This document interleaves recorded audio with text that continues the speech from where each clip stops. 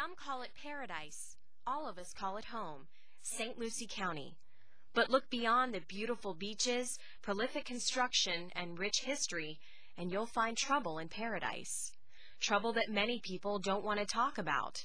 Trouble that stems from silence. HIV and AIDS.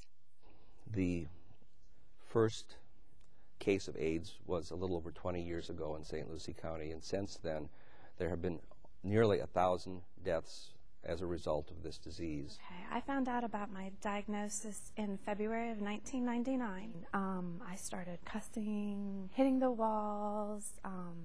I just didn't understand, how this happened, being married and just being a mother and just doing what every other normal person does, And it was very shocking at first.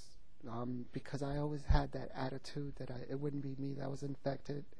I mean, it's like I didn't know HIV was around. It was around since '81, but it had been a few years, and I still didn't use protection anyway when I had sex. So it was just very, very hard for me to accept that first.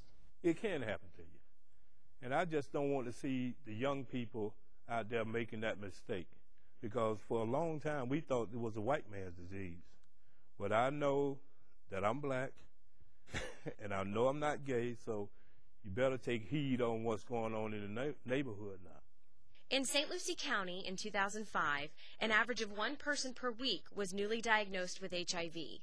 According to statistics from the Florida Department of Health for 2005, in St. Lucie County, 1 in every 700 whites, 1 in every 430 Hispanics, and 1 in every 35 blacks are living with HIV and AIDS.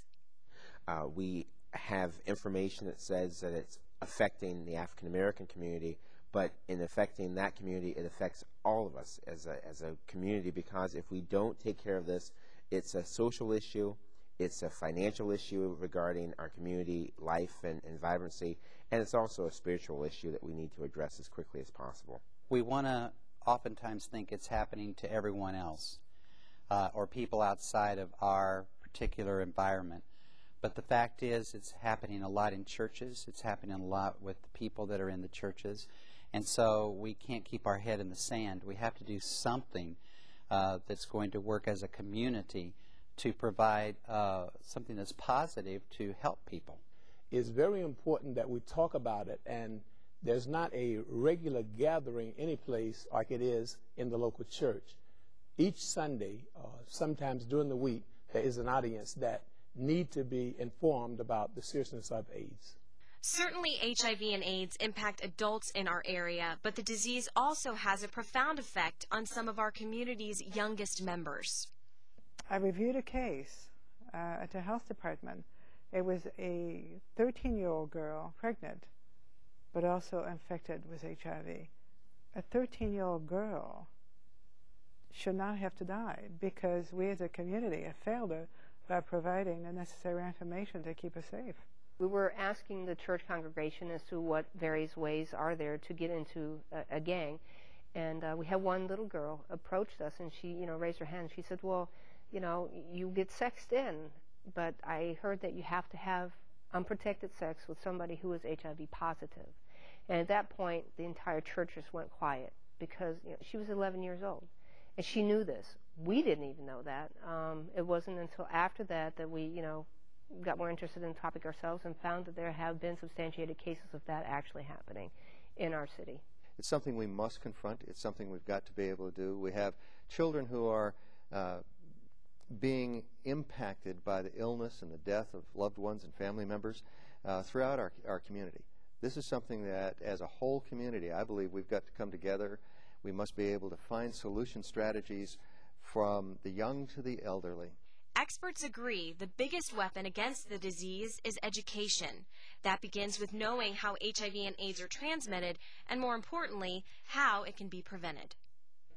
HIV is transmitted through only a couple of ways. It's not through mosquitoes, it's not through anything other than sexual contact with somebody who's infected, or through sharing needles, or from mother to infant. When we talk about prevention of HIV, we really talk about the ABCs, and it's really pretty straightforward. A is for abstinence, and abstinence is, in the strict sense, just meaning abstaining from sexual intercourse. In the larger sense, it's abstaining from intercourse until marriage. Ideally, if someone is tested for HIV, if their partner is tested for HIV and they're both negative and they have a monogamous, intimate relationship, then transmission of HIV is not an issue. The B part of ABC is to be tested. By being tested, you can determine whether you have HIV infection or not. The C part of ABC is condoms. Using condoms regularly is another way for people to prevent transmission of HIV infection. Thanks to advances in modern medicine, those who have the disease are living longer. But the stigma surrounding HIV and AIDS remains, and the disease continues to ravage millions of lives every year. What I remember the first time I saw one of my friends, become infected with this disease and die from it, it was one of the most horrific things I've ever experienced, watching a person go through that kind of suffering, and nobody should have to go through something like that. It's totally preventable. People aren't discriminated against because they get cancer. I don't see why people are discriminated against because they're HIV positive. And if they say it's because somebody has made a mistake, we all make mistakes in our lives, and you can't say one mistake is worse than the other. A mistake is a mistake. I've seen AIDS at its worst, and I say to those who don't have the disease, don't get it. Many of our young people think that it's a game, I'm not going to get it. It's like becoming pregnant. It only takes one time.